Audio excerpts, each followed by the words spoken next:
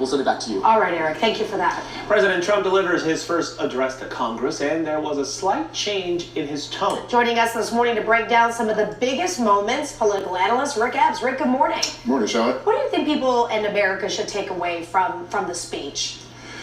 Well, it was a great theater, and I'll give Trump credit on this in terms of, if you look over the body of his work over the last 2 years, this was by far his best performance. I mean, there's no doubt about that. And so being able to sort of, lay out his plan and follow the script and change and create an image for himself, I would say, he gets kudos for that. He definitely does, and no doubt about that. And the people responded. If you look at the polls, they like what they heard from him. Yeah, and speaking of that, and also the, we live in an instant reaction world, all the pundits, everybody else right after. I heard several people mention that this was the first time they've heard him sounding presidential, like the first time he sounded like the president of the United States. Do you agree with that? Agree or disagree with his policies?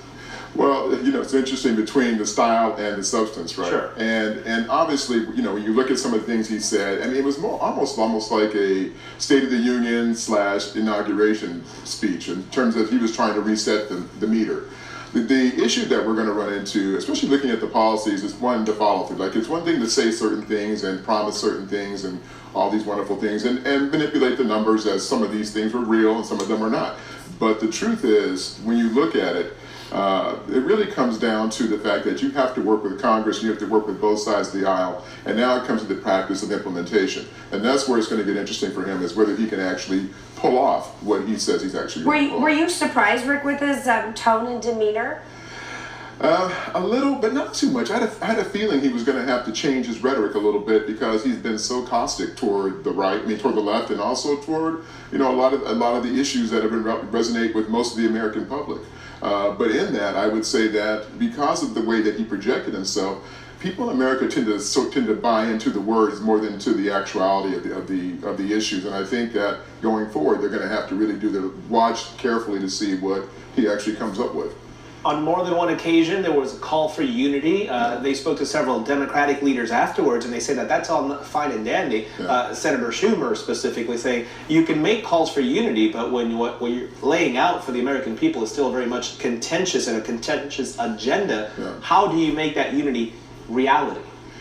Well, I think for Trump, first thing, because when you look at what he's laid out so far in the first month and a half, it really has been a very strong right agenda.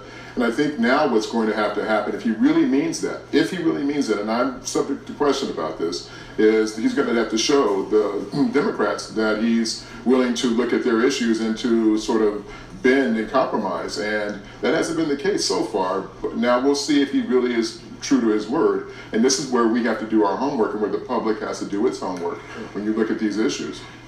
Rick, a lot of people talking about that moment between President Trump and the wife of a fallen Navy SEAL. What do you think that message was that was sent?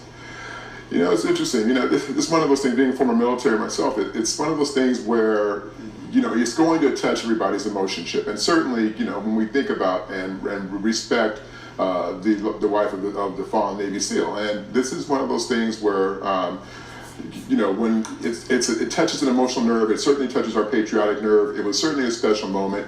He had a couple of points in there where I would give him kudos for at least acknowledging, like the issue with the Jews and the desecration of the cemetery, for example. So there's some things that he did that were publicly certainly were viable. But again, when we get down to the substantive issues of the policies, is where I think where it gets a little murky, and where some of those things I think where he has some measures of truth and some measures of things that certainly I think could have been more accurately described. If you could quickly just address how he talked about immigration, how he's going to handle that, and if that changed from the campaign, and also there were gasps and boos when he mentioned this new voice program as part of Homeland Security, the victims of immigration crime. Your quick take on that. Well, real quickly, so immigration, if you look statistically over the last, say, 45 years, we've only had one spike in immigration since 1972, and that was 2011. We've actually been down, significantly down, and at this year, we're the lowest we've been, other than 2011, since 1972. So on one hand, when you talk about immigration, and you look at, you made the comment about the amount of people coming in, terrorists, for example, who who are from foreign born.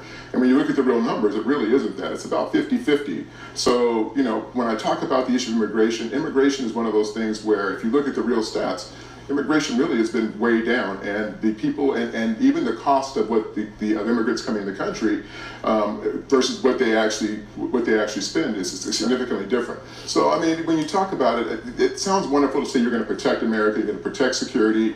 The question is, how are you going to go about the process of following through with that? Right. And not that something doesn't need to be done or changed, it's just a matter of the process of how he's going to do it, and that's the question. A lot of hows remain unanswered. Yeah. Rick Epps, we thank you for your expertise this morning. Well, good to see you, Ro. Take care. Likewise. 6:39 now. Beauty and the Beast makes a popular character gay in the new film. Chris Murphy has